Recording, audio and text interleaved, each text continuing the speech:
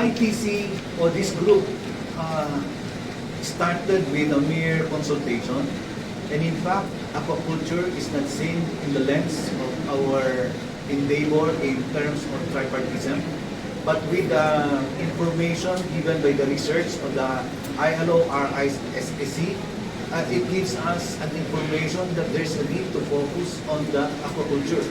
That's why from that step on, the startup, now we are now in the launching of the council. I think that's very big leap as a milestone that would give a very clear landscape and lens to the aquaculture.